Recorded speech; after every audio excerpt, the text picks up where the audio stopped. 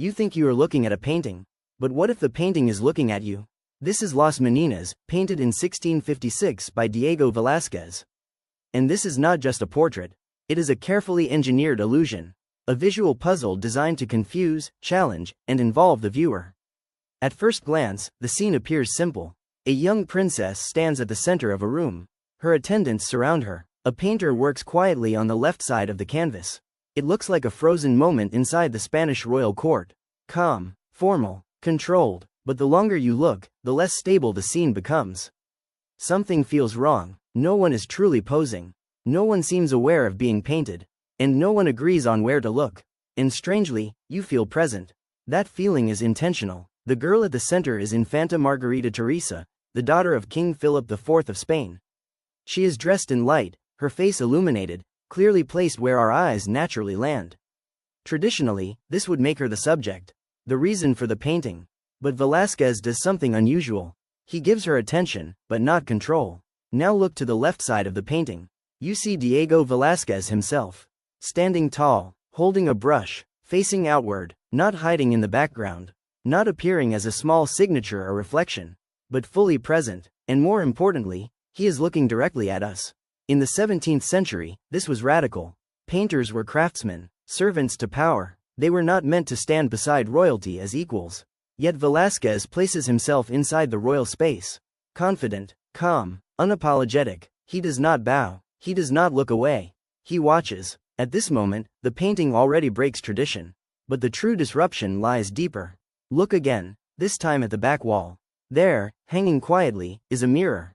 Inside the mirror are two blurred figures. The king and the queen. Their faces are distant, slightly unclear, almost ghost-like. And now the painting asks its most dangerous question. If the king and queen are visible in the mirror, where are they standing? They are not inside the room. They are not behind the painter. They are standing exactly where you are. This single detail changes everything. The painting is no longer a window you look through. It becomes a space you occupy. You are no longer observing the royal family. You are standing in front of them. Suddenly, the painter is not painting the princess. He is painting the king and queen. He is painting you. This is the core illusion of Las Meninas. The entire composition is built around the viewer's position. The gazes, the light, the geometry, all of it points outward. Every figure reacts to something beyond the canvas. Now notice how no two figures share the same focus. The princess looks forward. One maid kneels toward her. Another glances sideways. The painter looks outward. The man in the doorway pauses between entering and leaving.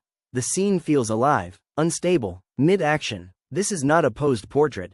It is a moment interrupted. Look at the open door in the background. A man stands in light and shadow.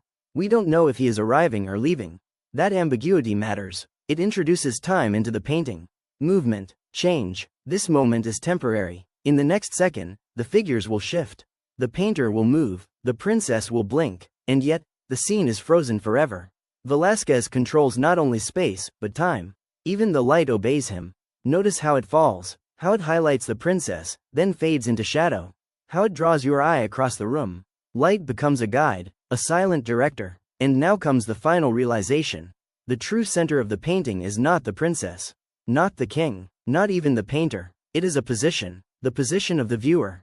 Las Meninas asks a question that was dangerous in its time. Who holds power in an image? The subject, the artist, or the one who looks? Velázquez elevates the viewer to royalty and places the artist beside them. This is not just artistic genius. It is a statement about perception, authority, and reality. That is why, 400 years later, we are still talking about this painting. Not because it is beautiful, but because it refuses to stay passive. It watches, it challenges, it waits for the viewer to notice. So the next time you look at Las Meninas, remember this. You are not outside the painting. You never were.